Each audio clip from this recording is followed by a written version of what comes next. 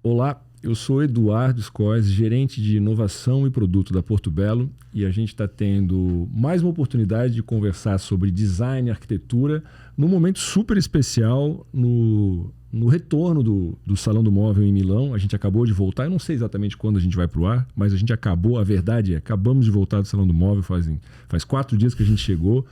E eu estou hoje aqui com 2 pessoas que nos acompanharam a Porto Belo e fizeram as suas pesquisas durante o salão, dentro e fora do salão.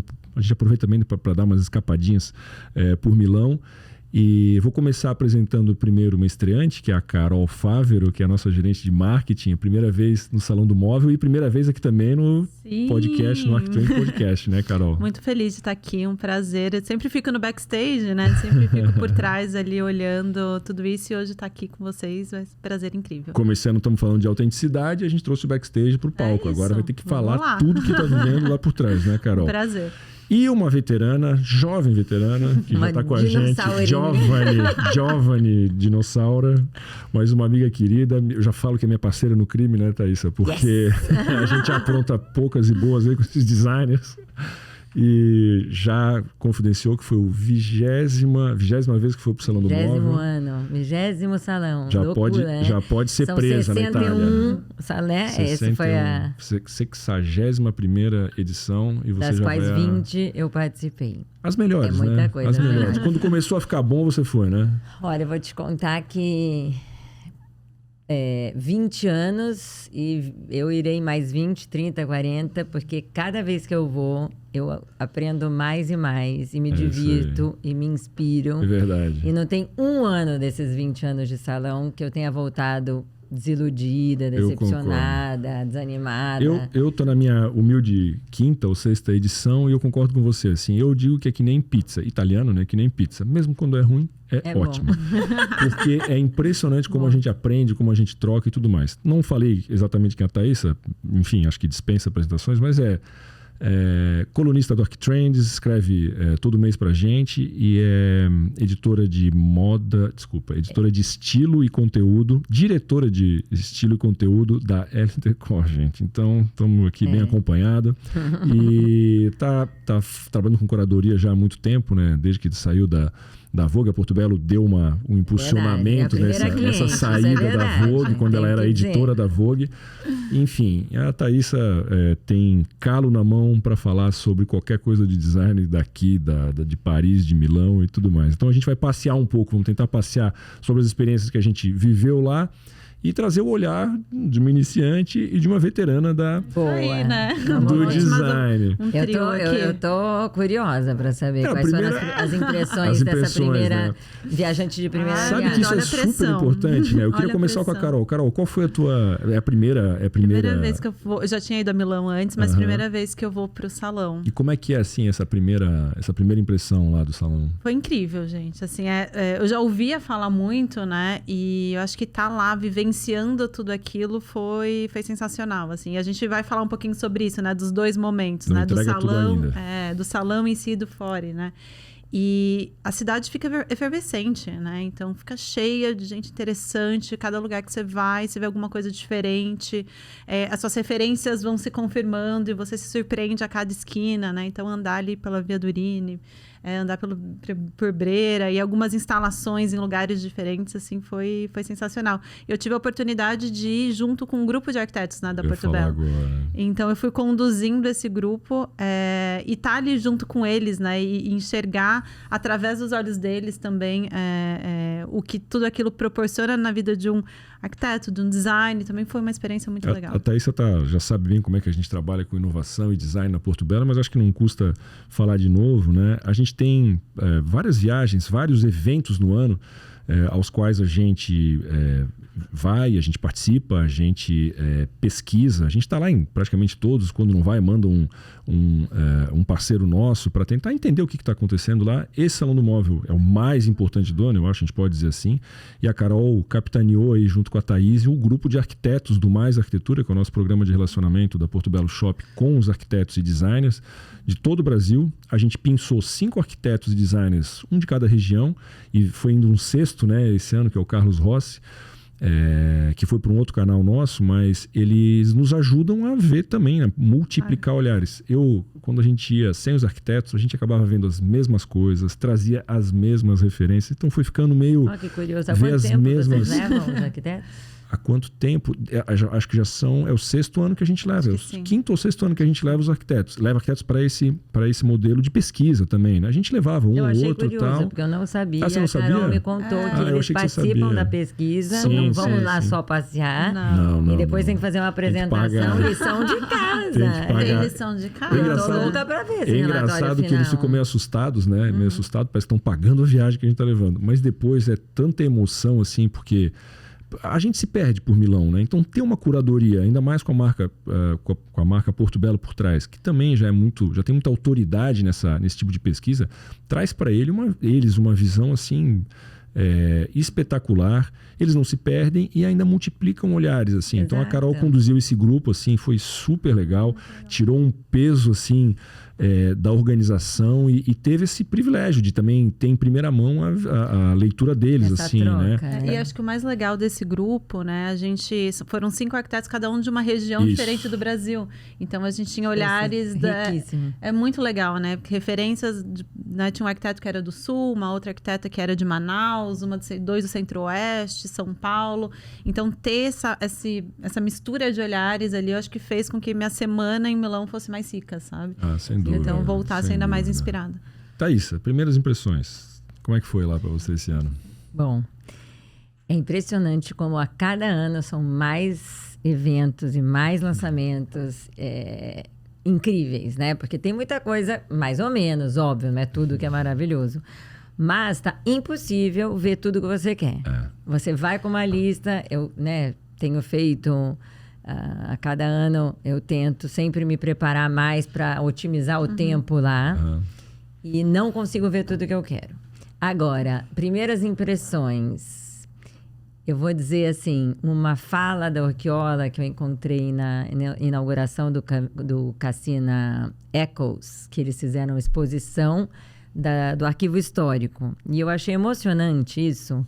E resumiu bem o que eu acho que o salão, né, essa semana do Design de Milão está caminhando para essa questão do compartilhamento de informações, de ideias, de inspirações. Perfeito. Então, qual era o objetivo maior da Patrícia Orchiola como diretora criativa de Cassina em abrir o arquivo histórico, que é guardado a 7 chaves dentro da fábrica da Cassina, as peças originais de Charlotte Perriand, de tudo que eles fabricam até hoje, Le Corbusier, Dioponte e tal, dentro daquela coleção que eles chamam de I Maestri, né? Os mestres, perdão.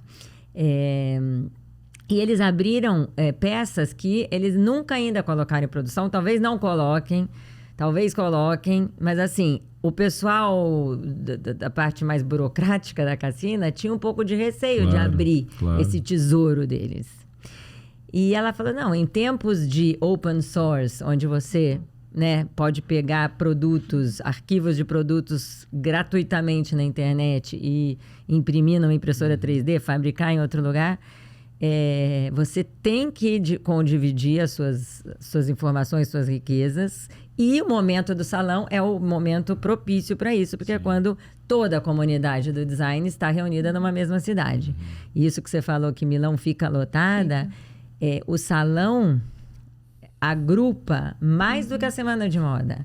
A cidade fica mais cheia, até mais caótica do que numa semana de moda. A gente não tem táxi, né? Mas, e aí eu achei incrível porque eles levaram esse arquivo histórico, essas preciosidades para dentro de uma antiga agência de banco. Que legal. A antiga Unicredit ali do lado do Duomo, assim, a 2 passos. E dentro da caixa forte ali tinha uma porta do cofre bancário. E ela até abriu. Aí foi lindo o que ela falou.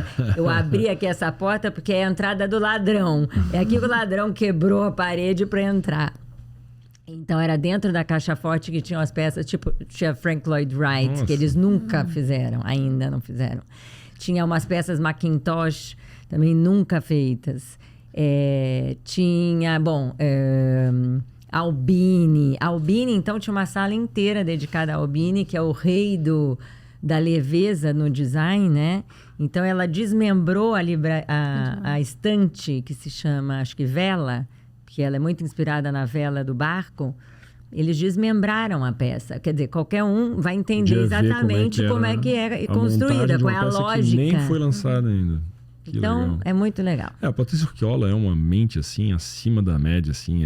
É um must-see da Totalmente semana. must-see. E onipresente também, né? Não se preocupe, se vocês forem pro Salão do Móvel, alguém vai esbarrar na Patrícia Urquiola, ou porque ela tá na Budre, ou porque ela tá na Cassina, ou porque ela tá por todos os lados. Ela realmente tem uma Mutina, depois a gente fala sobre Mutina. Mas ela realmente tá em várias marcas, assim, porque ela, vamos ser bem honestos, merece estar em várias marcas. A gente precisa ouvir o que ela tem para dizer e não só pelo desenho dela, a condução criativa que ela faz, né? Eu lembro que ano passado ela trouxe Virgil Abloh para Cassina, né? Assim, perdemos esse cara espetacular também, mas é uma pessoa que podia ir lá e ficar desenhando os designs dela. E estaria muito bem, a gente estaria felicíssimo. Mas não, trabalha com open source aí. Confesso que eu não vi essa apresentação, mas como você falou, também não dá para ver tudo. Mas eu publiquei no ArcTrends, tá? Uma das minhas matérias de Milão para o ArcTrends, exclusiva para o ArcTrends, foi essa. Então essa eu tenho que ler, porque eu também não li. Me desculpa. Mas tem gente que não foi nem na Paula Lente, você acredita? É verdade? Eu acho isso obrigada. Mas Paula Lente é um endereço que não pode deixar de ir. Não pode. Mas eu acho que um sentimento onipresente também é FOMO, né? Vai pra lá. Porque é isso, né? Você fica a semana inteira, o dia inteiro, andando pra tudo quanto é lado e sempre tem alguma coisa que você não viu, né? Você sempre fica com aquela sensação de que você perdeu alguma coisa. Eu tenho isso é também. Legal. A gente falou com isso lá. A gente falou sobre isso lá. Mas ao mesmo tempo, pelo fato da Thaísa você os arquitetos, a turma que eu consumo tá lá, a gente sente também que com as redes sociais a gente consegue alcançar, né? Eu não preciso ver também para entender verdade, o que o Stark está fazendo. Eu confesso que eu não vi a exposição do Stark, a intervenção do Stark para Dior hoje, que toda vez que eu passei lá, parecia que era um fla-flu assim na frente, abarrotado de gente, não tinha a menor condição de entrar.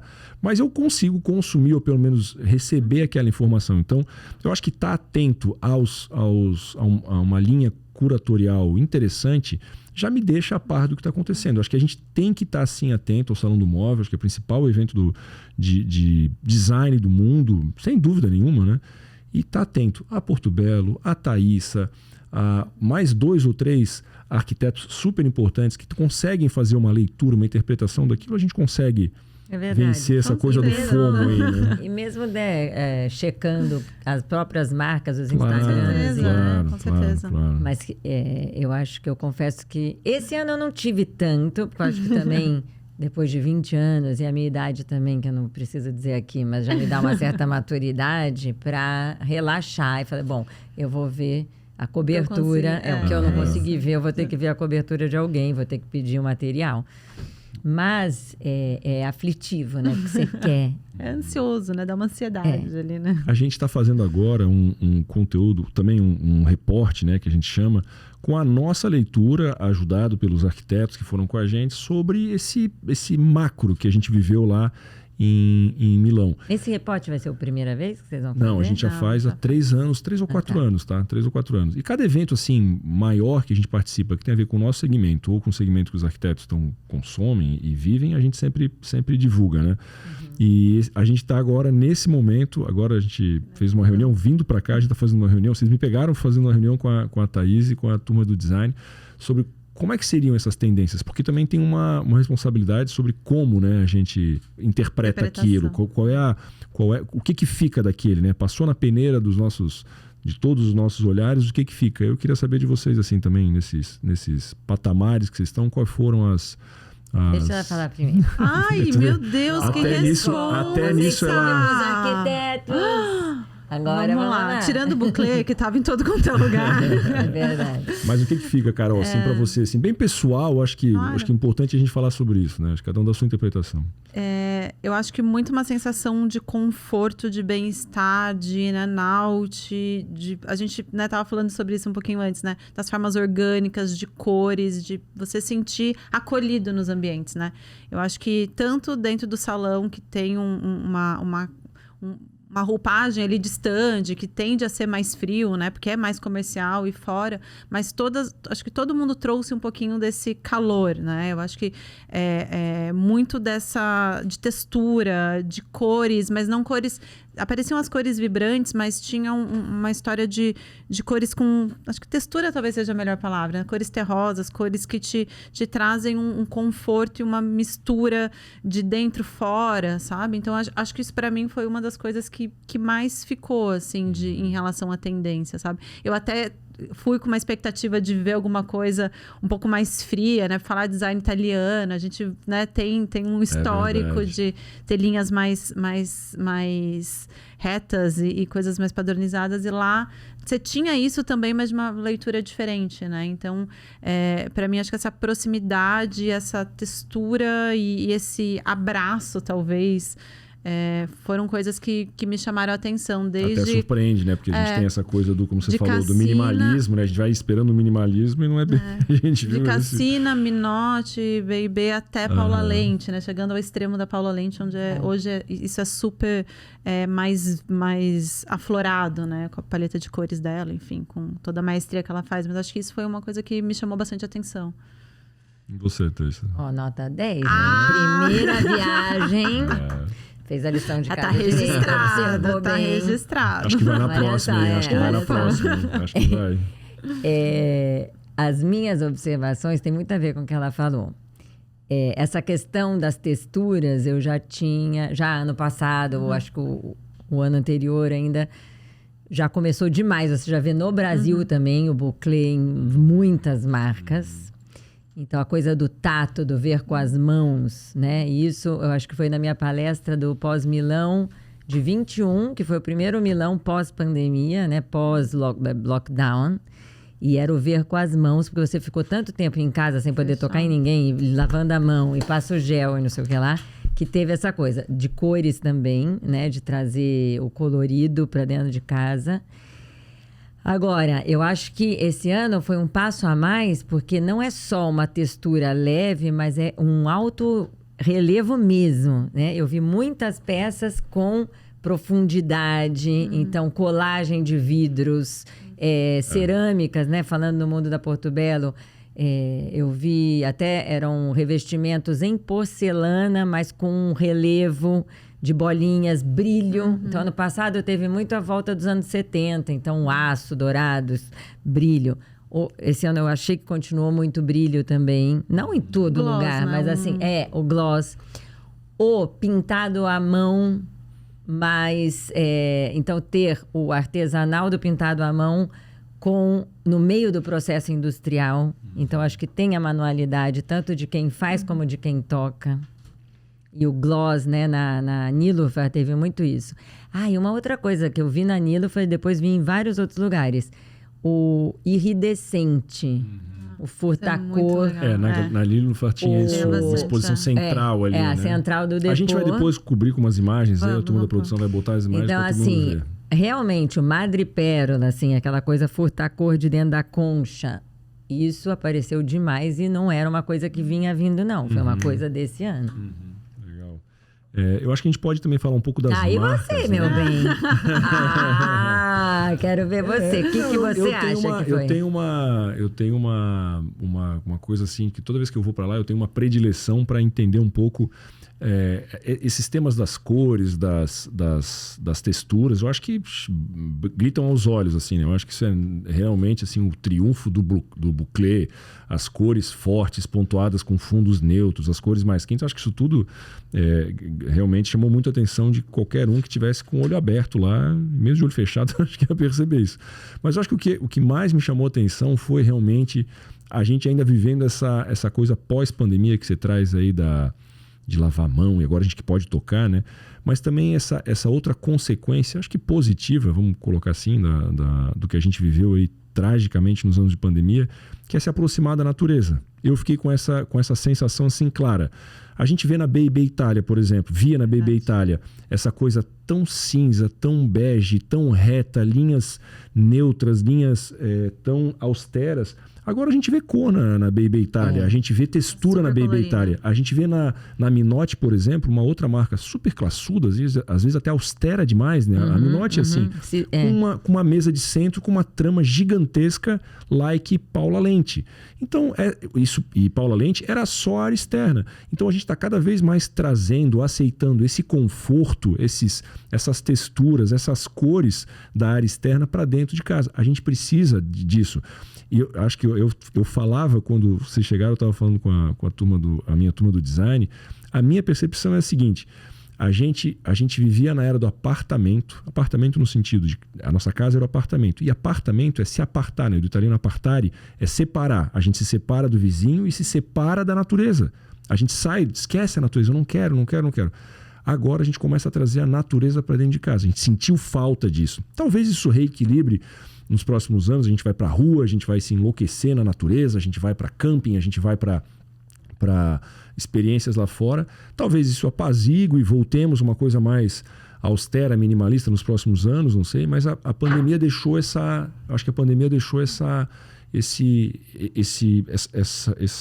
barro dentro de casa, essas cores mais fortes, essa coisa de que a gente precisa estar em contato com isso.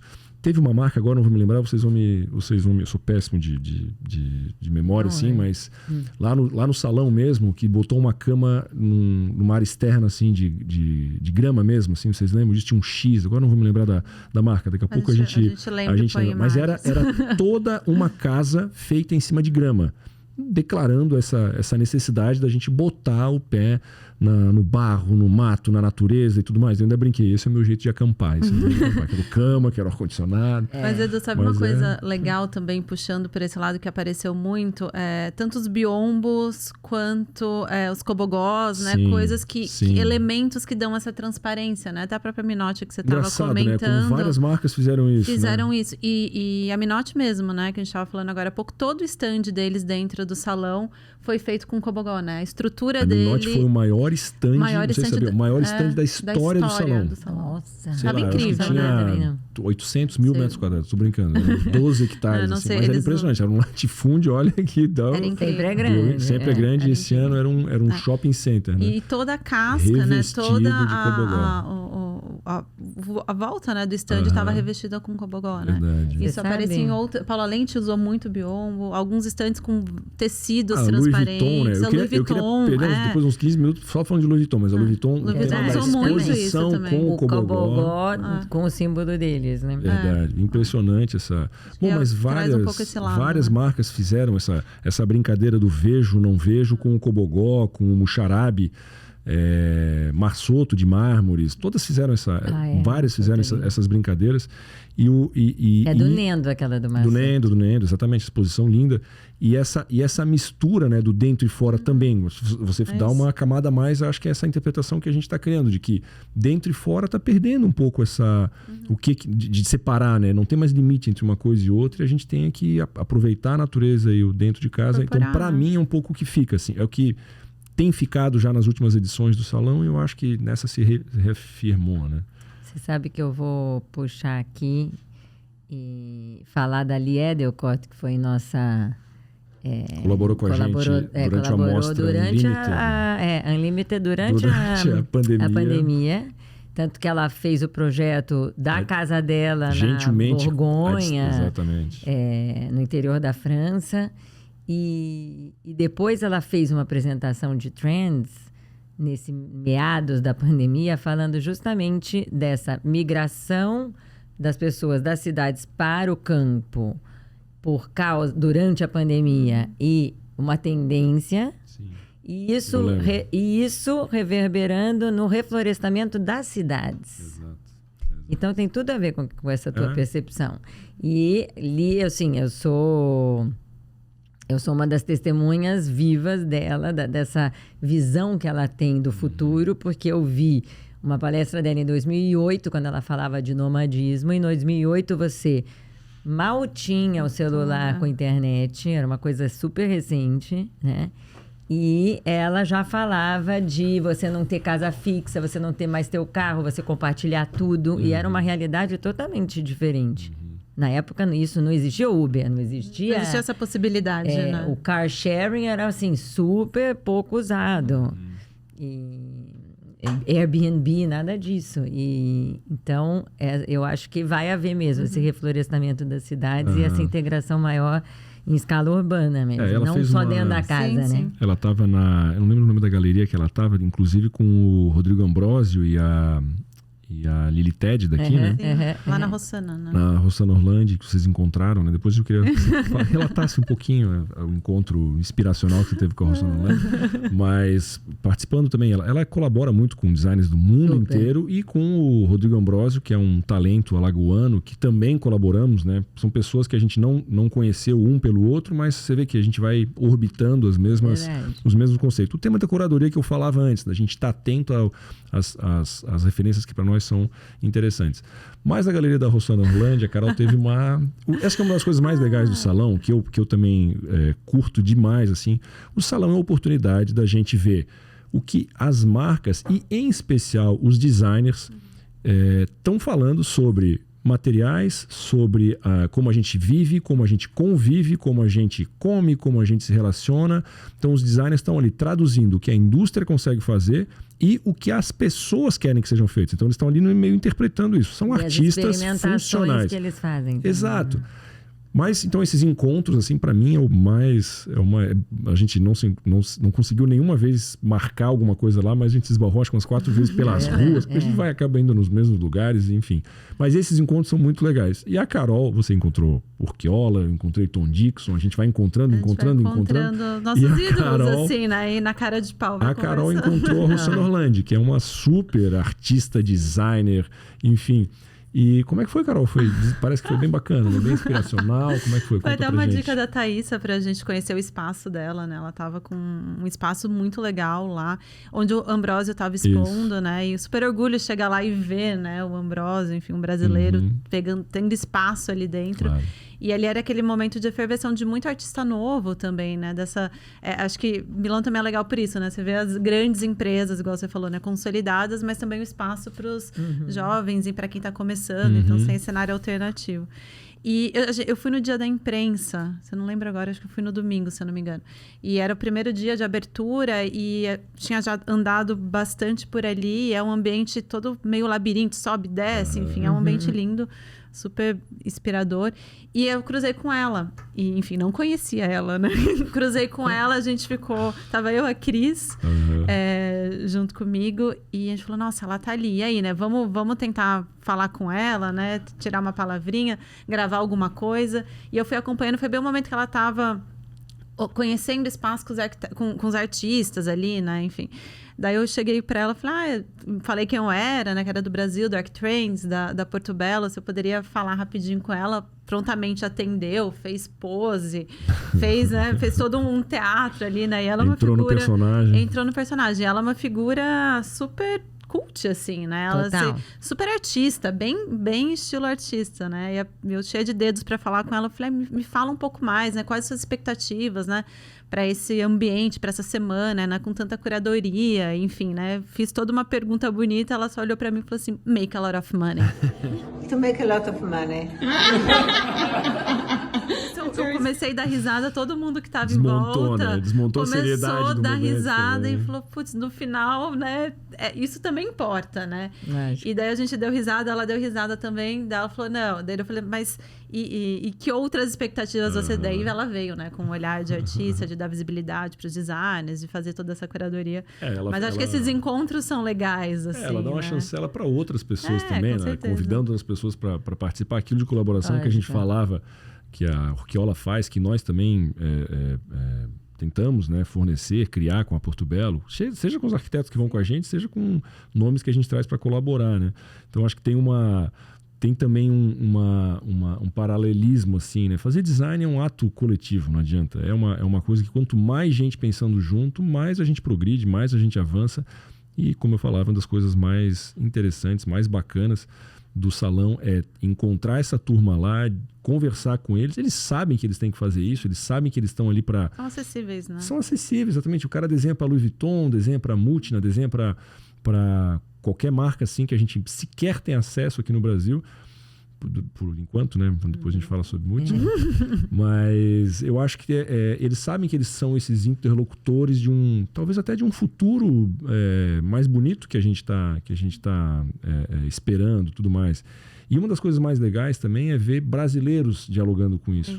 O Humberto Campana, o Ambrósio, uma turma que tem espaço lá fora, né? A gente acompanhou vários, desde Jader Almeida, que já expôs, até os mais novos. Realmente é um momento muito plural, né? Se a gente não vai para expor, pelo menos a gente vai para aprender. Eu queria falar um pouquinho da Louis Vuitton, assim, que acho que para mim foi um dos pontos altos. Queria falar de outras marcas depois, já vou falar da Moy, queria falar da Paula Lente, queria falar de mais umas duas marcas que a gente viu lá. Mas a Louis Vuitton, em especial, para mim retornou ao Palácio Serbelloni, né? Palácio Serbelloni. Que para mim, por si só, já é só entrar lá sem nada, para mim já seria já é um marco, assim, já é uma coisa super importante. E ela sempre faz aquela exposição de uma espécie de uma intervenção artística efêmera, né? Naquele modelo da Galeria Serpentine de Londres. E depois lá dentro faz aquele show incrível de exposição. Queria a visão de vocês sobre isso, assim, como é que foi essa experiência, o que mais chamou atenção ali dentro. E é emocionante, né? Acho que para mim foi um dos pontos altos, assim, também. Essa também tinha filas quilométricas, né? Eu, se não fosse imprensa, estava ferrada.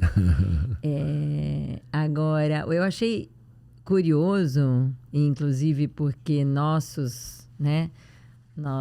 brasileiro, o Estúdio Campana, foi o primeiro designer a ter suas peças eternizadas como esculturas, né? Então, a cadeira de balanço Cocum virou Cocum Disco, que é uma escultura, não é para sentar. Não é para sentar, né? E a bomboca também, toda metalizada. E aí tem a ver com os anos 70, que já começaram no ano passado, né?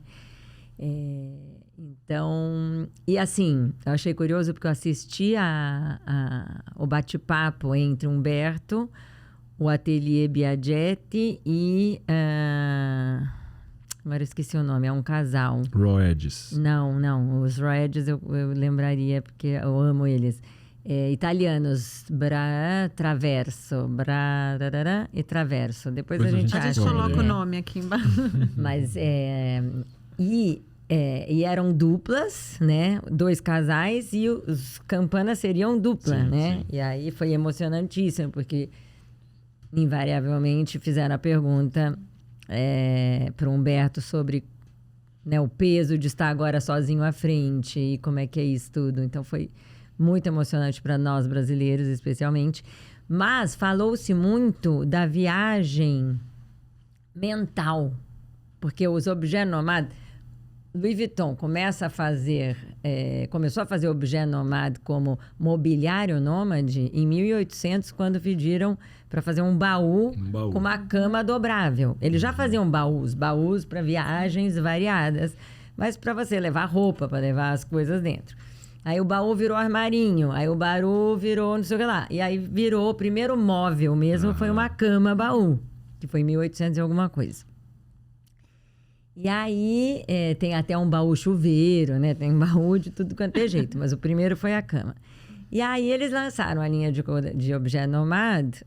Algumas peças são de fato, tipo tem uma lanterna do Nendo, que é maravilhosa, que é super carregável mesmo, e até a bateria recarregável você leva na mão para qualquer lugar, mas na grande parte das peças não é exatamente nômade em termos de facilidade e leveza. Mas os Campana usaram, para essas peças que viraram escultura, fibra de vidro, que nunca havia sido usada como base da peça. E o Humberto contou muito dessa história que, para ele, a viagem é muito mais mental do que ir para o aeroporto, pegar o avião, passa pela polícia, né? Então, para ele, as peças, ele cria as peças como ele cria... As peças do Estúdio Campana são sempre resultado de algum sonho, de alguma viagem dele, assim, para onde ele gostaria de estar, né? E ele falou muito de fugir da realidade, porque ele não gosta muito que ele tem medo de ficar deprimido. Então, quanto mais ele puder ter ideias que o levem para longe dos fatos do dia a dia, para ele é melhor.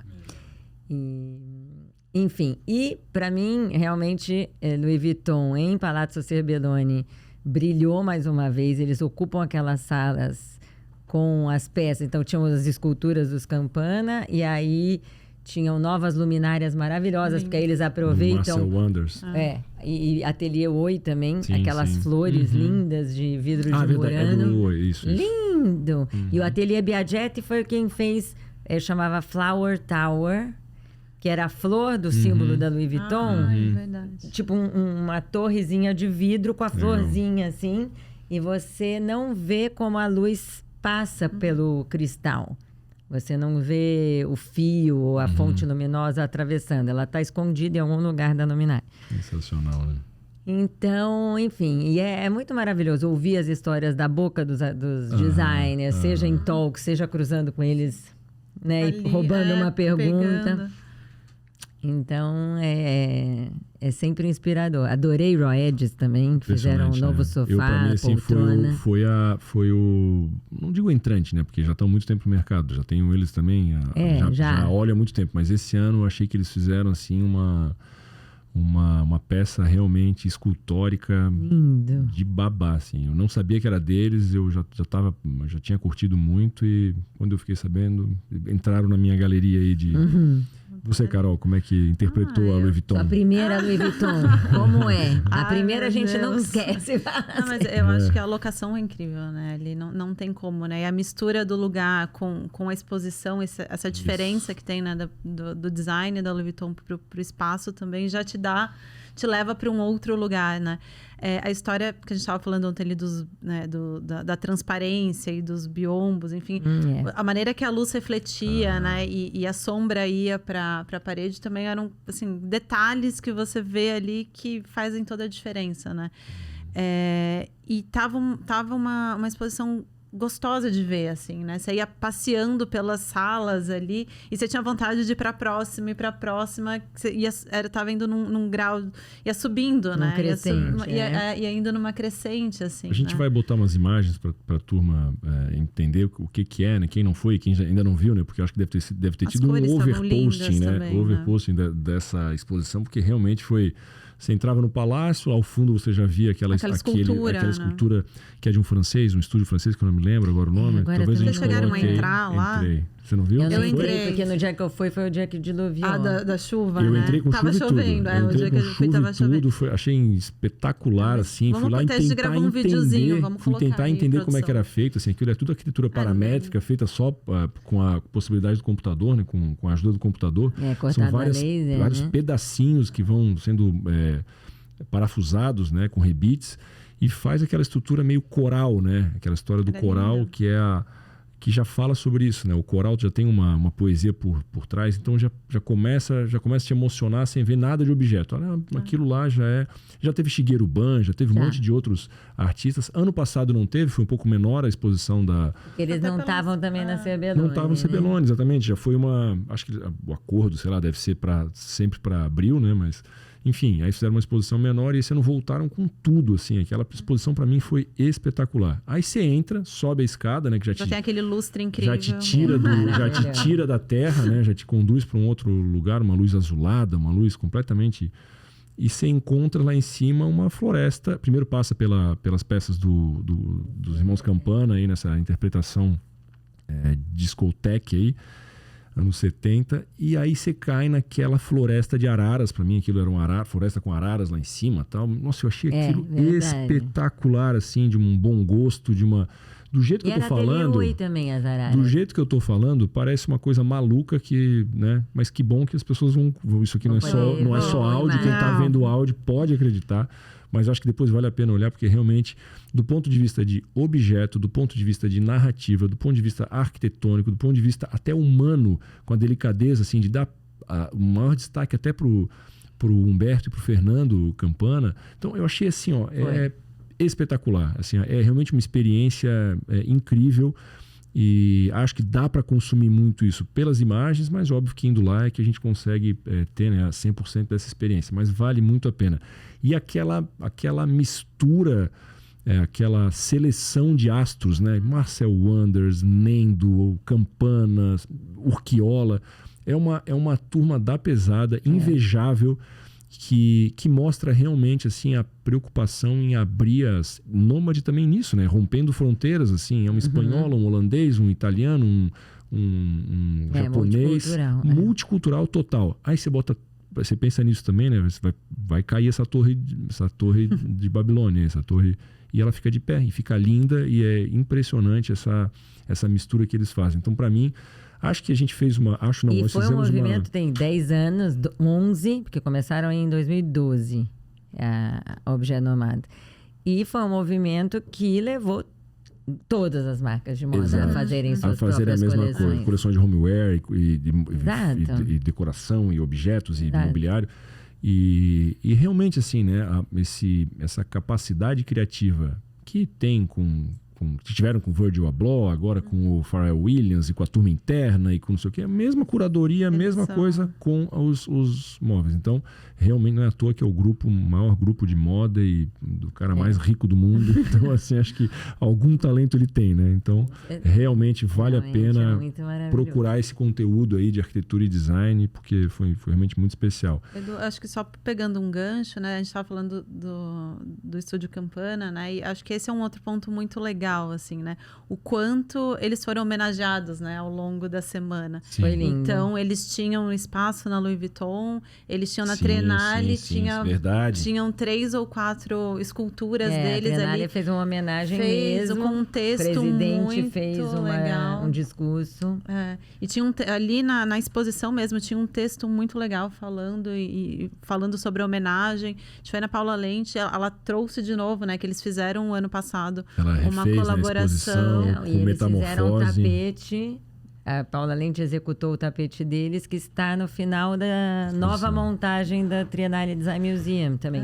Na saída, verdade. É muita coisa. Assim, em uma semana a gente não consegue ver tudo. Em 1 hora de podcast a gente não vai conseguir vencer tudo, né? Dá um orgulho já tá enorme, mas né? Não, mas fica o convite, assim, para também perseguir, né, o que os irmãos Campana deixaram aí de exposições e de toda a homenagem que enfim, o Fernando recebeu, né? E, enfim, acho que realmente dá muito orgulho pra gente e vale muito a pena a gente, de fato, stalkear, né? Essa linha aí de design que eles deixaram. Mas, enfim, vamos avançar um pouquinho. Eu queria falar agora da Moi, que para mim, não quero dizer que são as melhores que eu vi, mas queria falar um pouquinho da Moi, assim. A Moi já tem uma outra linha editorial, né? A linha um pouco da extravagância, a linha um pouco mais, até mais jocosa, né? Acho que todos devem lembrar da Moi pelo cavalo com a abajur em cima, o porco com a luminária e tudo mais. Você não tinha astronauta. O astronauta, exato. Mas a gente tira um pouco essa camada mais passarela deles, né? E a gente começa a olhar do que vai para casa mesmo. Eu acho que eles têm uma narrativa muito legal, né? Uma narrativa, assim, do conforto, uma narrativa da sustentabilidade, assim, engraçado. Eles falam de sustentabilidade sem usar verde, sem usar madeira, sem usar... Eu queria saber como é que foi a experiência de vocês na Moi. Você foi na Moi, Thaís? Eu não fui na Moi, Thaís. Não dá pra conversar com você. Não dá pra conversar com você. Você não fez a fragrância da Moi? Não fez? Eu fiz. Você fez uma fragrância tua? Eu sou dessas bem... porque tinha no passado aquela coisa que girava do cheirinho. Aquilo foi incrível. E agora você fazia a sua própria. Então eu sou agora espectadora. O que vocês acharam? Então você agora conduz a entrevista agora. Mas o duro de fazer uma coisa espetacular num ano é que você vai no outro ano querendo que seja mais espetacular ainda. Ano passado eles fizeram aquele robô que disparava fragrâncias, que era muito divertido. Aquilo foi a coisa mais postada, instagramada.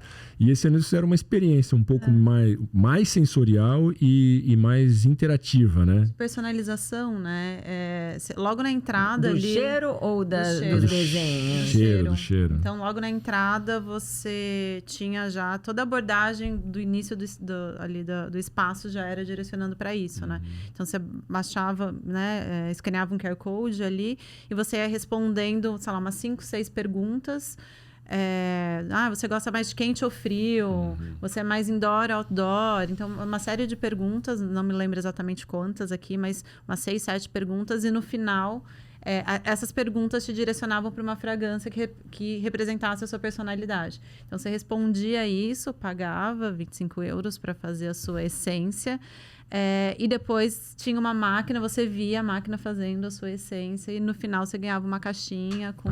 Mas uma essência para perfume de ambiente. De ambiente com difusor, Você gostou enfim. do seu? Gostei, Você acha que te representa? Mais ou menos. Mas foi uma experiência legal, assim, sabe? Assim, até perguntei pra menina quantas fragrâncias ela já tinha feito. Falou, olha, a gente não para 1 minuto da hora que abre a hora que fecha, assim. Então, tinham Mas não eram, assim, padrões? Você é mais da floresta, depois é mais do mar? Eram misturas, eram tipo uma tubos. mistura, né? Ele vai fazer uma mistura. Personalizado mesmo. Deve ter, né? Um range Padrão. ali de, sei lá, lógico, 10, lógico. 12 possibilidades. Mas ele mostra a sua fragrância, qual é, o quanto tá indo de cada ingrediente na sua essência ali, e você vê a maquininha ali, né, o robozinho fazendo a sua essência, sai no final, te entregam com uma caixinha, assim. Foi uma experiência muito legal, assim, foi uma experiência, acho que de todas as experiências ali do salão, acho que essa foi a mais interativa e mais personalizada que eu vi. Mais do que acho que tentar te representar ou representar a pessoa que está ali, é a ideia da marca se moldando ao usuário. Assim, né? Isso eu achei o mais interessante. Assim. Eu fui respondendo, no final ela falou assim, não tem nenhuma fragrância para você aqui. Você é único. Não é mentira. Mentira, nem fiz. Mas eu olhei e achei bem interessante pela ideia de se preocupar, assim, porque eu acho que quando a gente fala do conforto, né? O conforto, assim, não tem 2 ninhos de passarinhos iguais. Assim, cada ninho tem um formato do corpo do passarinho que está ali em cima. E a marca dizer que o sofá é assim, a cadeira é assim, isso já caiu por terra, né? Assim, a gente precisa se adaptar ao usuário. A gente está nessa era de que o usuário é participante do design. E a fragrância é isso, né? A fragrância é parte inescapável de qualquer ambiente. Todas as marcas fazendo. Todas as marcas têm seu cheiro e realmente é uma delícia. E daí... Mas em Alcova, vocês estiveram em Alcova? Não, acho que vocês foram, né? Agora quer usar a carta que eu não fui. Alcova tinha uma sala de uns franceses só com perfumes de madeiras, de várias madeiras. E você via o destilado da coisa com tubos de ensaio e aquelas pipetas e não sei o que lá. E você sentiu o cheiro. Era lindo também. Legal. E tinha uma arquitetura mostrando. Legal. Então era bem depois legal. A gente coloca aí no vídeo, mas essa era a máquina que tinha fazendo a fragrância. E daí tinha uma história que, enfim, você registrava, né, a sua fragrância com o seu nome. E se mais pra frente eu quiser ir lá e pedir a minha fragrância. O pessoal da produção vai botar um QR Code na tela aí, que se vocês escanearem, vocês vão sentir o cheiro do perfume da Carol, tá? Né? Coloca aí, produção. Isso é o que a gente, não consegue só vendo as imagens, né, do salão, mas enfim, a gente tenta interpretar isso, os acontecimentos lá da melhor forma possível. Mas essa coisa do consumidor final, né, da marca atender uma vontade e um desejo do consumidor final, mesmo uma Cassina lançou algumas luminárias, eles até nomearam a linha de luminárias, porque antigamente tinha uma aqui e outra ali, agora não. Se apresentam como uma linha, uma marca que tem uma linha de luminárias. Sim.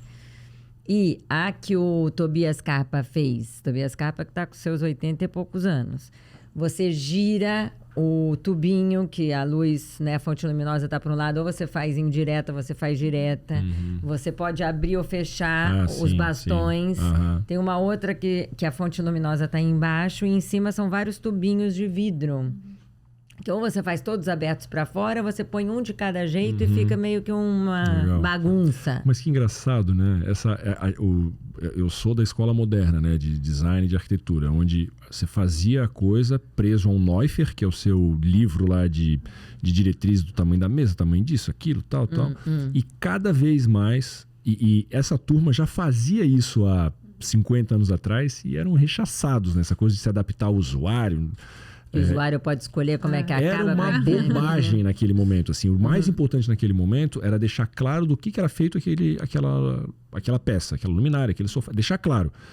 E hoje, acho que o jogo muda na direção do usuário, né? Total. E não só na direção do usuário, na direção da experiência do usuário. Não é exatamente a pessoa, mas é o uso que a pessoa vai dar daquilo, então, vai dar daquele objeto. Então, o objeto também tem que mudar, né? O objeto tem que ser orgânico nesse tanto, assim. Ele tem que se adaptar aos diferentes usos. Eu quero mais forte a luz dimerizável. Isso é extremamente orgânico.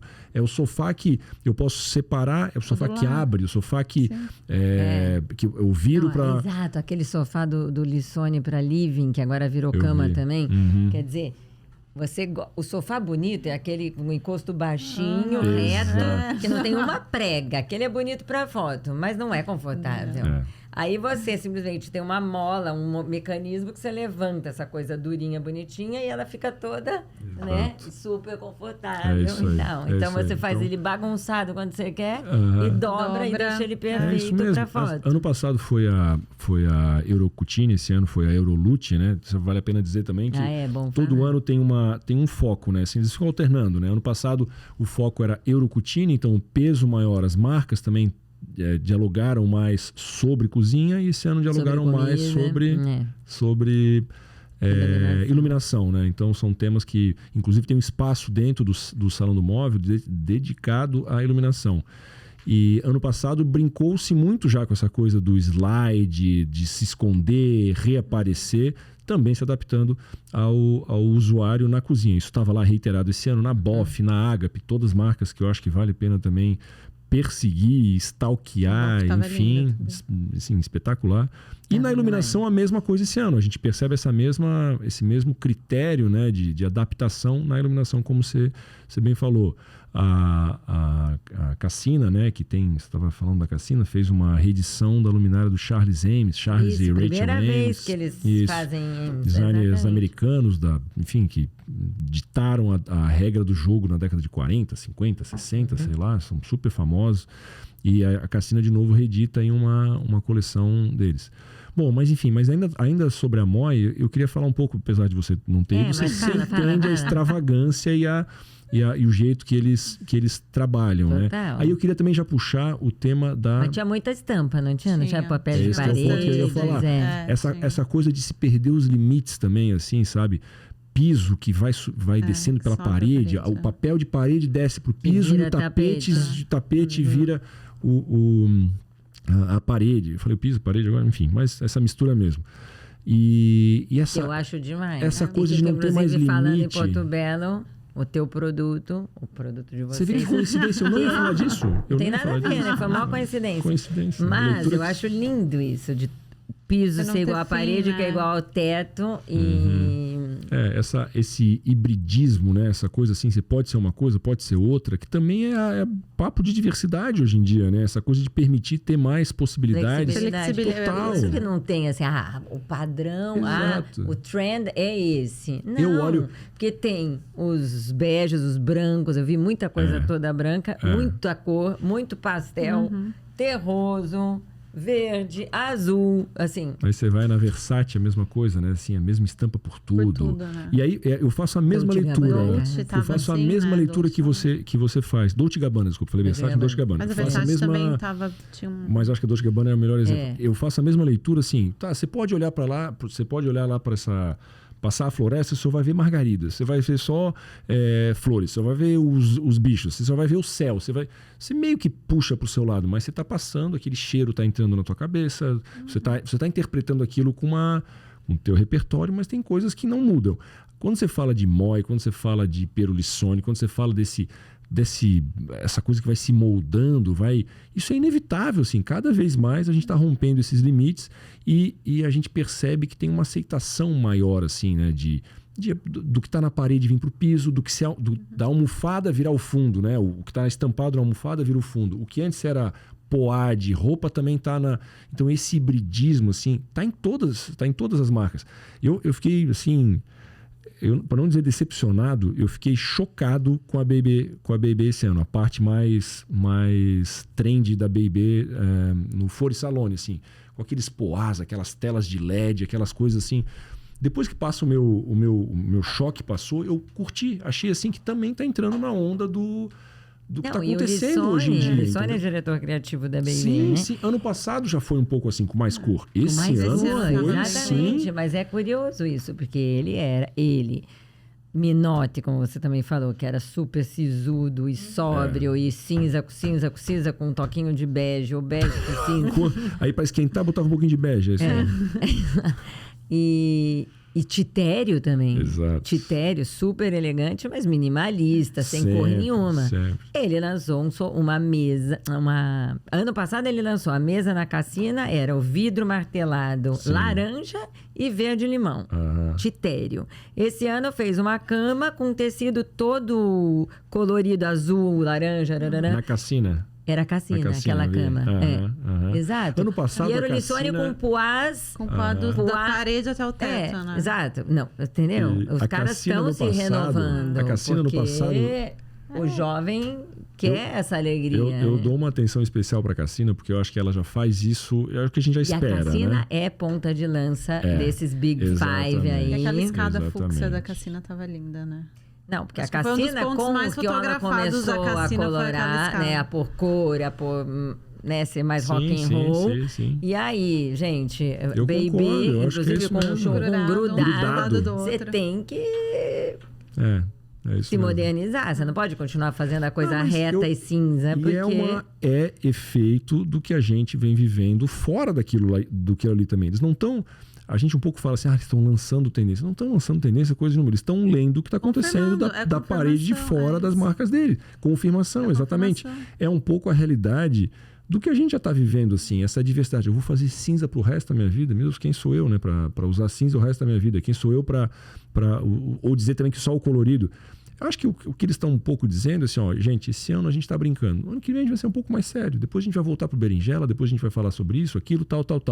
Mas sustentabilidade, nosso DNA, a interação com o usuário, a nossa narrativa não vai mudar. Vai mudar essa coisa que está orbitando ali, assim, sabe? Então, eu acho que Cassina, para mim, eu acho que ela é mais sensível a tudo isso, meio que busca antes, né? Como você falou, é ponta de lança, é a mais rock and roll, é a que traz isso de uma forma mais... E se põe em questionamento mesmo, né? Por exemplo, até uma outra experiência legal. Você falou que eles lançaram a luminária dos IMS e também lançaram a luminária de uma nova designer, acho que ela é belga ou sueca, que ganhou... É a primeira, Linde Freia, blá, blá, blá, essa menina. Grande blá, blá, blá. Não, mas ela é Linde Freia, não sei o quê. E ela fez essa luminária que chama Wax Stone, porque parece meio ser de cera e ser umas pedras empilhadas. Depois você me manda. E ela é a primeira, pupila desse projeto de pupilos da Cassina. A Cassina está selecionando jovens talentos para desenvolver primeiras coleções. E essa menina ganhou prêmio de novos talentos do Air Decoration International Design Awards. Eu quero saber como é que ela chegou lá. Linda Freia. Estão aceitando inscrições aí, será?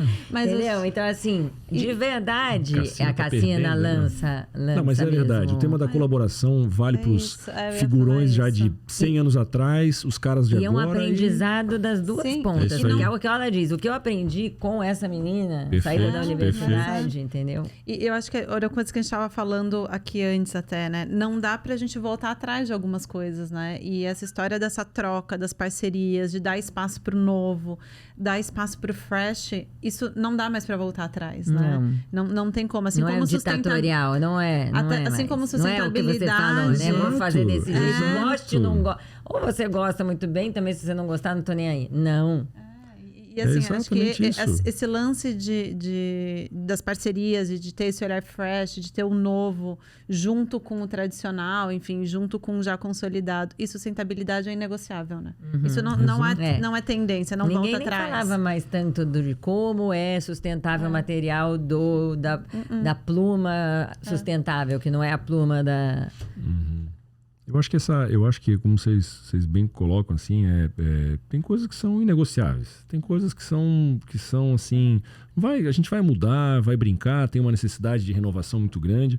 Mas quando a gente fala de inovação, e eu acho que tem mais uma coisa que a gente também compartilha com algumas dessas marcas, é o tema da inovação ser aberta, né? A inovação é trazer gente de fora com pensamento mais fresh. Você acabou de falar, Cassina trouxe essa designer que você mencionou, recém-formada, que está trazendo as questões do que está sendo falado na rua hoje em dia. A Louis Vuitton acabou, né? Já faz Louis Vuitton moda, né? Faz colaborações com streetwear agora, né? Cada vez mais street, cada vez mais conf, cada vez mais. Tem uma marca, um birô aí que chama Boff, que lançou agora um birô de tendências, né? De futurismo e tudo mais. Lançou fez um texto falando sobre isso, assim. Hoje ninguém mais se incomoda se você encontrar alguém se você vai num shopping, numa festa, num restaurante e a mulher tá de roupa de academia, ou o cara vai numa festa ou de pijama, né? Mas enfim. Não tem também aquela moda do terninho, pijama. Mas é que aquela coisa é que tem a ideia do sexy, né? Que isso é sempre mais aceito. Essa pessoa, quando se falava de pijama, já imaginava a mulher que estava com uma pseudo-camisola. Não, uma pseudo-camisola. Mas agora a turma vai de moletom, pantufa e eu encontrei gente de calça de pijama lá viajando, né? Isso é a coisa mais comum que tem. Então, essa aceitação do conforto, eu acho que tá na rua. Eu acho que sabe, com a pandemia assim, deve ter. Acelerou, né, gente? Acelerou. Tô nem ligando, porque os caras vão pensar de mim, eu tô com saúde, tô vivendo, tô querendo o meu bem-estar. O Oscar Metsavar fala uma coisa que é sensacional. Ele já é a terceira ou quarta vez que ele falou pra gente, assim, pra mim, em reuniões, que a gente faz diversas coleções com ele, colabora com ele também. Ele fala que tem 3 parâmetros que orientam as criações dele: sustentabilidade, conforto e estética. E a primeira que ele fala é conforto. Não me interessa, assim, conforto. Tem que ser conforto. A coisa tem que ser confortável. Você pode não gostar da minha roupa, você pode não achar que sustentabilidade é importante, você pode achar que eu tô cobrando demais para trazer uma coisa sustentável, mas você vai botar a minha roupa, você vai se sentir confortável. Meu Deus, e é isso, assim, né? Você tem essa... Então, acho que a gente está vivendo a idade do conforto, né? Quem é que aguenta botar um sapato hoje? As mulheres vão trabalhar de rasteira, de tênis, e tá tudo. E ninguém nem dá bola para isso mais, assim, sabe? Quanto mais diverso, quanto mais de camiseta. Com certeza você vai criar muito mais coisas mais incríveis e mais. Porque você estava preso. Quando você está à vontade preso, dentro da tua pele. Exatamente. Você estava preso a alguns limites que não tem mais, assim. Esses limites estéticos, hoje em dia, essa era da aceitação, lá na Porto Belo a gente fala assim, que se a pessoa não vai de camiseta, ela está mal vestida. Porque, assim, cada vez mais o conforto é o que tem ditado o nosso dia a dia, assim, enfim. Bom, mas agora, movendo agora já para uma parte final, né? A gente já está... Vamos. A Madruga já está chamando. Queria saber de vocês, assim, os highlights mesmo, assim. Qual foi a... A gente já falou antes, eu queria perguntar isso para vocês, mas quais são os highlights do Salão do Móvel, lembrando que o salão é dentro e fora, qualquer coisa que tenha chamado mais a atenção de vocês, e também de Milão, assim, porque Milão por si só, né, já é uma cidade comovente, e eu sempre digo assim, se você é arquiteto e quer quer chamar o seu marido, sua mulher para ir, não fala do design, fala da comida, fala do carbonara, fala da panna cotta, cacio e pepe. Eu acho que só isso já comove. Não é pro Salão do Móvel. Vamos lá, tem a melhor gastronomia do mundo e tal. Já é o que a gente precisa. Mas como é que foi? Carol. Ai, gente, Thaís. Você tá bem ensaboada. Olha, vamos lá. Vamos lá, Carol. O que foi do salão que mais chamou atenção? A gente não falou da Paula Lente aqui, né? Então, vou usar essa minha... você foi? Você falou com ela? Conversamos com ela. Falou, sentou. Saiu com presente debaixo do braço. Levei presente, conversei com ela, fiz tour, guiado, foi incrível. E acho que a gente não falou dela, né? Não dá pra fazer esse podcast sem falar dela. E acho que entrar no espaço dela e ver aquele Pantone que ela cria, né? Aquela mágica que ela faz com as cores é emocionante. Então, na hora que você entra no espaço e ali conversando com ela e com o time dela, aquele espaço, acho que vocês sabem, né? É o espaço novo dela, né? Ali ela vai fazer um novo showroom e falaram, não é oficial, né? Enfim, não são fontes super confirmadas de assessoria, mas vai ter um hotel ali, né? Com pequenos, com um número restrito de quartos, vai ter um restaurante também super com uma curadoria. Nossa, imagina, muito legal. Um ambiente real, né? Porque os showrooms são Vai ser um universo um dela, retrato né? da E marca. tem uma coisa, a Paula Lente, desculpa te interromper, mas ela não é uma marca assim industrial que faz em escala para o mundo todo. Ela tem uma dificuldade de fornecimento. Total. Ela não E é tudo muito consegue. personalizado, manual, né? É manual Então e as personalizado. pessoas, é uma super ideia para as pessoas poderem realmente viver aquilo. Uma coisa é a gente ir lá se emocionar, mas deitar, dormir, usar aquele design vai ser uma super experiência. E, inclusive, ela comentou que vai ter um rooftop ali, enfim, ela quer trazer. A gente falou muito de reflorestar, né? A Carol fala que não teve uma fonte confiável, mas falou com a própria Paula. Mas não tá, mas não é oficial, né? Eu não Enfim. posso, né? Ela me falou, mas não ela sei se eu posso falou. dizer ainda pra vocês, mas ela me disse. Foi a arquiteta dela que me falou essas coisas. Mas que ela vai levar muito mais verde lá pra dentro, já tem, né? Ali fora já é um espaço, um jardim secreto, né? Mágico, que ela chama. Mas vai ter esse rooftop, enfim. E a previsão já é pro ano que vem, início do ano que vem. E juntando todo Vamos esse... levar o grupo dos arquitetos aí. Dessa Vamos. vez eu tenho que... E eu acho Você tá que nos nossos planos. Tá? essa Tá nos nossos experiência ali, né? De como ela trabalha com as cores, né? E como ela consegue fazer... É arte, né? Não tem outra E você explicação. sabe que ela não é designer de produto. Ela é cor. Ela é pura cor. É cor e O textura, né? desenvolvimento... Tanto que ela também celebrou a colaboração com Francesco Rota. 25 anos de parceria da marca com o designer. E os detalhes, E né? realmente, ela é a maga da cor. Realmente, da combinação e dos tecidos, esses tecidos técnicos, né? E assim, os ambientes, você ia vendo que, até pela própria explicação, né? Era o mesmo tecido, a base é a mesma trama para tudo, né? O que vai mudando é a forma de acabamento de cada pro sofá, né? Para as mantas, pros tapetes, enfim. E aquela alquimia das cores e muito manual, né? Isso ficava muito presente no discurso, né? Tudo é personalizado, do jeito que você quiser. Você monta o seu móvel, né? E as mesinhas que são esmaltadas tudo à mão. Então, assim... Tá vendo? O esmaltado à mão. Isso tem muito. Não, ela é praticamente tudo manual, né? Acho que não tem nada ali. Os vídeos ficam passando, é tudo handmade.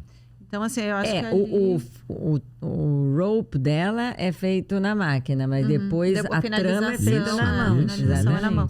Então, acho que esse ambiente, para mim, foi um dos ambientes que me emocionou muito, assim. E a gente ficou... Acho que foi um dos lugares que a gente ficou mais tempo, foi ali, assim. Por toda a experiência envolvida, né? Ter feito esse tour e cruzar com ela algumas vezes. Ela super simpática e solícita. A gente tirou foto, a gente gravou. Carlos Rossi, um dos nossos arquitetos, falou com ela no começo e depois conseguiu, assim, entrevista no final com ela ali. A gente ficou num espaço super confortável. Foi uma experiência muito legal. E ela conseguiu trazer para Milão a experiência do showroom dela da fábrica, que ano passado ela abriu a fábrica. Né? E ali é um jardim estonteante. Então, e realmente... ali é o lugar dela, assim. Ela deixou muito claro que esse é o meu espaço, que pro ano que vem isso aqui vai estar muito melhor, né? Então, acho que esse espaço, para mim, foi não tem como. A gente falou muito de Louis Vuitton, mas eu acho que ali eu me emocionei mais do que no Louis Vuitton. Então, para mim, ali eu até, assim, usava o termo, assim, recorrentemente ficava falando, isso que ela faz é uma bruxaria. Não é design. E daí, eu ouvi de várias pessoas, né? Por mais que você não goste de cor, você olha para aquilo e você fala, eu quero isso na minha casa agora. Eu conseguiria ter esse espaço na minha casa. Por mais que você não seja uma pessoa colorful, que você não goste de muita... Seja do cinza, né? Da paleta do cinza e do bege. Você se imagina vivendo naquele ambiente, assim. Então, acho que de experiência de mostras, assim, foi isso. E de Milão... tanta coisa legal, né? A gente estava falando antes, né? Eu fui no Barbaço. Então, gente, tomar o Negroni. É o meeting point, Negroni no Barbaço. É o meeting point Ele inventou o Negroni, né? E eles têm um Negroni especial, eu não vou saber exatamente falar. Esbaliato. Esbaliato, com todo o meu italiano. O esbaliato é um pouco mais leve. Que eles colocam... Não é um Negroni desconstruído. Mas troca alguma coisa por outra coisa. Põe um Prosecco ali. Prosecco no lugar de algum drink, de alguma bebida mais super alcoólica. Exatamente agora, mas aí depois a gente fala. Mas ali foi engraçado, porque a gente foi pra lá, porque a gente foi na Triennale, né, ver a exposição de design, e eles estavam comemorando a história do copo, né, que é um copo enorme, vamos colocar foto aí pro pessoal ver também. E aquela semana eles estavam comemorando o aniversário desse copo, de 40, 50 anos, não me lembro agora. E o bar tava, assim, lotadaço. E para conseguir entrar e pedir uma bebida foi uma luta e uma galera muito legal também. Então, acho que essa vão todos os designers. Foi uma inclusive, não só a muito nova uma leva, mistura né? legal, né? Mas tem os velhos, a velha guarda vai também tomar seu Negroni. Então, lá. acho que essa mistura foi legal. Tom Eu Dixon, não tenho mais energia pra isso. Aperitivo, foi um aperitivo. Não, mas é que é isso, enfrentar aquela fila já basta pra entrar na Hermès, eu tive que ficar na fila. verdade. E acho que outra experiência legal foi o jantar no Tom Dixon, né? Que também é mas saindo, né, do Foi Barbaço. no The Restaurant? Foi The no Manzoni, Manzoni? The Foi no Manzoni. Manzoni. Ai, Então, assim, massa. sair do Barbaço pra ir pro Tom Dixon, acho que essa história, né, de high diversidade low, do né? high-low também foi uma outra experiência muito legal de Milão. Ó, Não, e experiências. Passei, Ó, tá isso. Bom, deu fala a sua aula. primeiro, fala a sua. aí tu deu aula, né? Aquela figurinha. Ai, gente, o que eu tenho que falar mesmo? Suas experiências. Do Você falou salão que tinham primeiro. 3 coisas pra Salão, falar que pra só gente. aquela fase, só aquele momento valeu a pena Não. ter visto. Não, tudo, né? Ai, putz, o que mais valeu a pena ter visto? Ó, conheci e estava até no meu roteiro que eu fiz e mandei pro meu mailing e o senhor recebeu, acho que a Carol também recebeu. Sim. A Cristina Celestino abriu o tênis clube. Eu, como jogadora de tênis, e eu morei em Milão 7 anos, mas na época eu não jogava tênis. Não conhecia esse tênis clube. Espetacular aquilo ali. Que lindo que foi. E ela redecorou o salão. O prédio, a construção original é da época, é dos anos 20, mesma época da Triennale, é o mesmo arquiteto que construiu o Palazzo dell'Arte da Triennale em Viale, Alemanha, que é o Munzio, e que tem um piso de mármore marchetado, né? Todo um trabalho de mármore, e ela cobriu com um tapete que era todo recortado para mostrar as partes principais do piso. Um design contemporâneo dialogando com essa arquitetura dos anos 20. Ela teve ainda a felicidade de esse lugar ter sido escolhido para ser ocupado pelo restaurante pop-up que se chama We Are Ona, que é um chefe parisiense, que ano passado estava com esse pop-up dentro da Floss. Não sei se você foi na Floss, lá do lado da Fondazione Prada. No final da exposição da Floss, tinham 2 mesas compridas gigantes, onde funcionava o restaurante. E esse restaurante, a premissa é ocupar um espaço que não seja um restaurante, ocupar um espaço de design, de moda, de arte, e criar um ambiente de restaurante lá sempre temporário.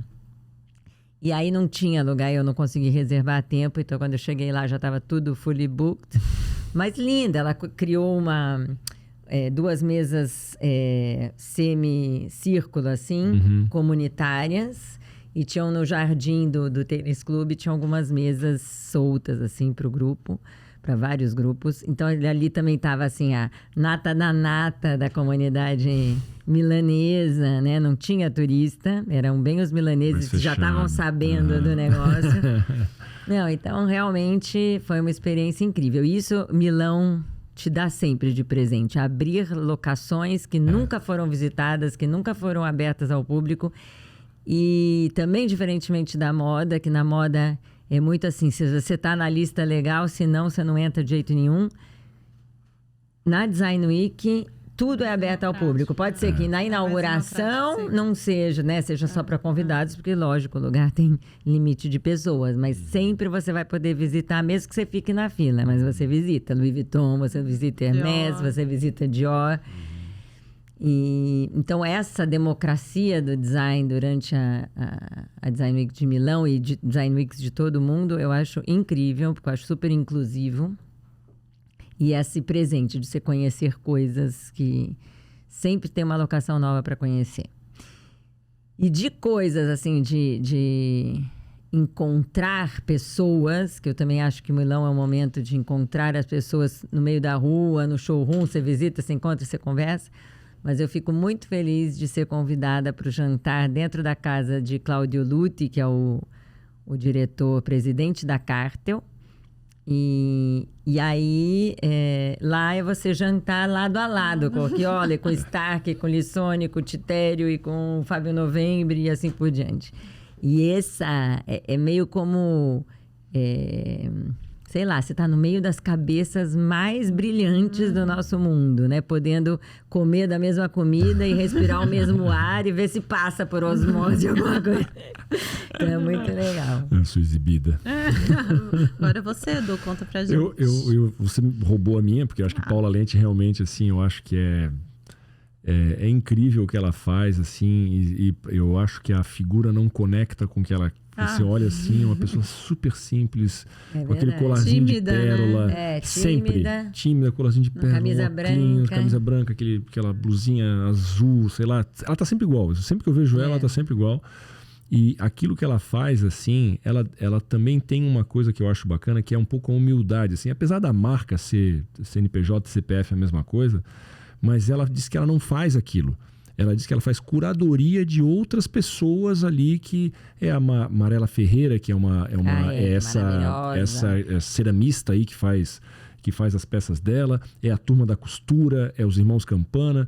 Então, assim, acho que ela tem uma simplicidade, assim, que é espetacular, essa timidez, assim, que eu acho espetacular. Então, não conversa, né, com tom de voz também. Exato. Não tem ostentação, né?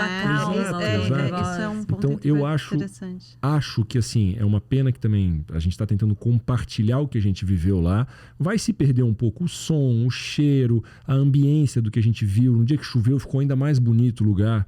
Mas acho que vale a pena seguir essa marca, seguir essa pessoa e a gente aprender sobre... ano passado no Summit mostrou aquele vídeo maravilhoso. A gente fez uma entrevista com ela. Põe o link aqui, Madruga, põe o link.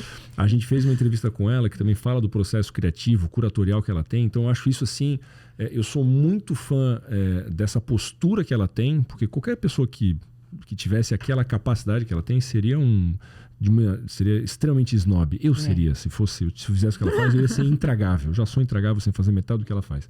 Mas acho que isso que ela faz é realmente assim, tem que ser estudado, assim, realmente tem que ser estudado. Mas para falar uma coisa diferente do que você falou, eu vou com a Louis Vuitton, assim. Eu acho que ali na Louis Vuitton ela tem um pouco de cada coisa que eu admiro numa marca de design. Ela fala de sustentabilidade, ela fala de colaboração, ela fala de open sourcing, como a Thaís bem colocou, ela fala de respeito a diferentes culturas, ela fala de arte e design e funcionalidade. Então eu acho que a exposição em si, o respeito ao prédio que eles se inserem, tudo isso para mim ficou assim muito forte. E reiteradamente, já é a sexta vez que eu vou e que eu vejo o mesmo respeito ao design e a quem vai ali. Então, é preparar também a casa para receber a gente que vem de tão longe, assim, de uma forma bacana, eu acho... que vale a pena ficar na fila, né? E que vale a pena. Mas, inclusive isso, assim, porque a Louis Vuitton tinha fila, mas o jeito que eles fizeram de te convidar para ver o espaço lá dentro, você vai gastando um tempo, depois você já está na fila e não percebe. Até esse respeito com a gente. A Dior... Eu nunca gosto porque horas de fila, esse ano não fui, mas horas de fila porque você tem lá 5 minutos e cai fora. 5 minutos e cai fora. A Louis Vuitton tem esse esmero até na experiência. Assim, a experiência toda é sensacional. E se eu tivesse que falar de Milão, assim, eu insisto, já falei há pouco também, a comida. A comida de Milão, assim, ó, eu volto... A gente voltou falando que ia fazer detox, né, 2 semanas, a gente tem os dois lados da experiência, assim, a gente tem desde do Pezzo Pizza no meio da rua até o Manzoni ou a Prada, onde a gente vai... maravilhoso. Então, eu realmente acho... O café é espetacular, o sorvete é espetacular, a massa é espetacular. Porque e a massa é espetacular em qualquer boteco. Você pode comer qualquer coisa em Milão. Eu garanto que você vai para Milão, você vai ter assim uma experiência incrível gastronômica em qualquer momento do dia. Café da manhã, almoço ou janta. Vale a gente deixar uma dica aqui, né? Bucar restaurante, né? Mas eu queria que esse final fosse justamente sobre isso, assim, sobre essa... Fora do salão do móvel, né? Assim, você vai num bar que inventou o Negroni, que inventou o copo do Negroni, você vai em qualquer restaurante. A gente fez isso, né? A gente reservou ótimos restaurantes para também ter experiências, eventualmente, pontualmente, a gente fez isso. Mas quando a gente não bucou e teve aquela... vou ver se eu arrumo uma mesa para você e tal, não sei o que, aquele transtorno. Mas a comida era, assim, espetacular. Espetacular. E se eu pudesse dar uma dica, eu iria na massa, obviamente. Né? Não tentaria sushi, não tentaria churrasco. Mas a massa é assim, é tomate fresco, massa fresca. Então, acho que vale super a pena essas experiências aí por Milão. Bom, gente, acho que era isso. Tem muita coisa. Se em uma semana a gente não conseguiu ver tudo, não vai ser nessa hora que a gente vai conseguir vencer todas o que aconteceu lá, né? Claro, imagina. Que agora eu lembrei, porque eu também escrevi sobre isso para o ArcTrends. Dimora Milano. Você falou. 20 anos Exatamente 20 anos. E eu faço 20 anos também, então é tudo coincidência. De idade? Eu, 20 anos de idade, em cada perna, né? E mais alguns divididos. 20 anos de salão. E eles começaram em 2003, né? E agora eles estão no novo espaço de Dimora Centrale, que é do lado da Estação Central. E um espaço galpãozão enorme. E fizeram instalações, assim, composições. Porque eles são os reis da composição cromática também. E do mix do vintage com contemporâneo. E do brilho com a textura. E do rústico com o super extravagante. E ainda com música, né? Porque eles ainda têm... Eles são muito cinematográficos e sonoros, né? Sempre tem uma música e uma luz por trás. Então, também é um endereço a ser visto sempre. E sempre me emociona. No prédio onde fica a BOF, a instalação é um pouco cabeça demais. Então, não sei se estava valendo tanto a fila. Mas na Centrale muita. Estava enorme. Eu também. Estava maior a fila do que na BOF. Sim. Não, eu consigo... Não é que eu furo fila, é que a imprensa não pega a fila, porque realmente se a imprensa pegar a fila, não cobre nada, né? Então, realmente, eu não peguei a fila, mas dureza. Agora, a Centrale é um lugar que ano que vem vocês têm que ir, todo mundo, e vejam a minha matéria no ArcTrends. Você fez matéria todo dia, não foi, Thaís? Foram 5 matérias para o ArcTrends durante a semana, ali real time, né? Foi muito legal. Acho que vale o Não, e agradeço Maria Silvia e a equipe ArcTrends que estava em São Paulo editando. Legal. Que bom. A gente tá... O conteúdo do ArcTrends eu acho que é bem especial, né? Bem focado nesse universo do design, decoração, arquitetura. Eu acho que a gente está entregando um conteúdo assim denso. Não, e sempre global. Up to date, sabe? Eu achei. Eu até fui propor algumas coisas antes de Milão. Nossa, já publicaram, olha que safadinhos. É até difícil de acompanhar de tanto conteúdo que tem, é verdade. Esse mesmo. ano a gente fez diferente ali no ArcTrends também. A Thaísa colaborou com a gente pro blog, né? E a gente todo dia entrou com lives ali no Instagram com o Luffy e com a Lê, que deram um olhar totalmente diferente e complementar, né? Eles foram muito mais pro lifestyle, como é viver Milão, o que está acontecendo, as exposições, o dia a dia. Então, acho que o ArcTrends, nessa semana, a gente conseguiu fazer legal esse balanço, né? Do que está acontecendo na semana, as principais hotspots, né? Que tem que ir, enfim, tudo isso. Mas também esse contraponto do olhar dos dois. Fica aqui um beijo e um super agradecimento, tanto pro Luffy quanto a Lê. Arrasaram muito na Foi cobertura. Legal mesmo. Tem toda uma estrutura por trás também, assim, essa viagem ela é parte do nosso ciclo de inovação, a viagem que a gente faz é parte do ciclo de inovação da Portobello, promove, né, design e arquitetura dentro do Brasil, dentro do nosso ecossistema, do Mais Arquitetura, dessa comunidade que a gente criou e já se consolidou, né? E, obviamente, a gente tenta aqui falar do que a gente viveu, tentando mostrar o que a gente viveu, mas é um pouco também o convite para as pessoas irem até lá, buscarem essa viagem, tentarem casar. Eu sei que financeiramente, tempo, família sempre é meio complicado, mas uma organização acho que ajudaria muito.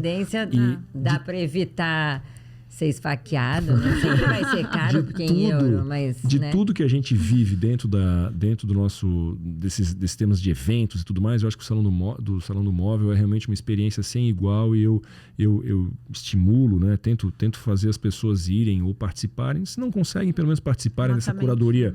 Nossa, Thaís, ArcTrends e Luffy e todo mundo aí que tem esse mesmo posicionamento, essa missão, né? De compartilhar sobre design e arquitetura para a gente melhorar o que a gente faz. Paixão, né? Aqui no Brasil. Né? A gente levou 6 arquitetos esse ano.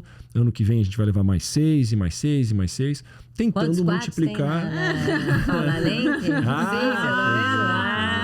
lá. Mas Quem é sabe, muito, quem mas sabe. é onde a gente quer chegar. Então, assim, espero que, de certa forma, se não deu para sentir o cheiro, pelo menos deu para ver algumas fotos e entender o que aconteceu por lá. A gente não acaba aqui, né? A gente vai ter muitas outras matérias, isso vai reverberar durante muito tempo. Muitos TBTs vão acontecer também dos arquitetos que estão com a gente.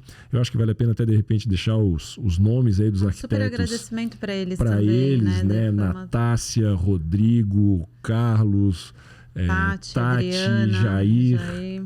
Acho que todo mundo que foi, enfim. Acho que todo mundo que foi, né? E toda uma equipe de trás que ficou aqui, que talvez quisesse ir, acabou não indo, mas nos ajudou muito nesse reporte, toda essa pesquisa.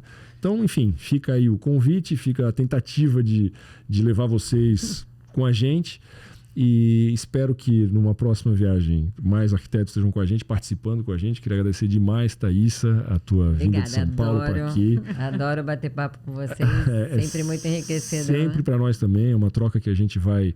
E eu tenho algumas surpresas para você também, dentro desse mesmo ciclo de inovação. Carol, obrigado pela parceria, a força toda que você deu, a organização que vocês deram ao grupo. Carol já ganhou carteirinha. Já ganhei, já. Thaís. A próxima eu não sei se eu vou, mas a Carol vai. Já conquistei meu espaço. Bom, Obrigada. Então é isso. Fiquem atentos a tudo que a gente vai postar daqui para frente, no blog, no nosso YouTube. Tem um report no nosso, vindo aí, né, Edu? Mais uns dias. Tô super curiosa. Provavelmente esse podcast sai junto com o report, mas eu acho que eles vão se complementar muito bem. Então, obrigado pela audiência, né? Obrigado por estar com a gente. Obrigado, meninas, e até um próximo episódio aí, talvez com o novo reporte de Milão. Valeu, turma. Obrigado. Tchau. Tchau.